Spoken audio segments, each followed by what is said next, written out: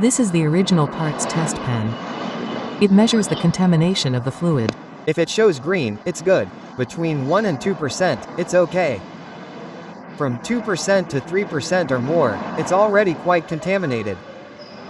3%, almost 4% contamination. And here the fluid has been changed for about a year and it's already pretty bad, right?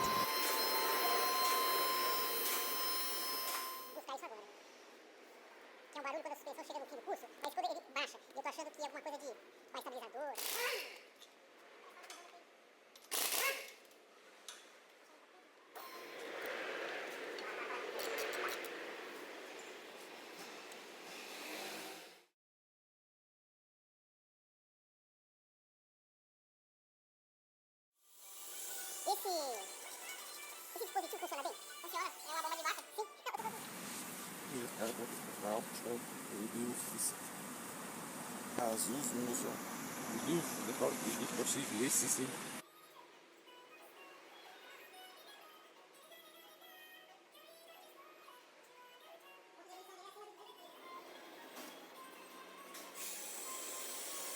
A chave do acendedor é qualquer?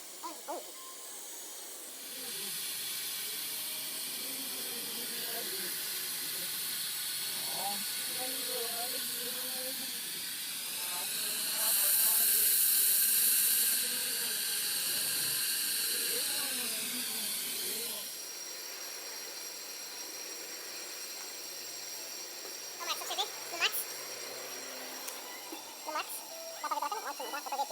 Negligenciado que todo mundo deixa de fazer.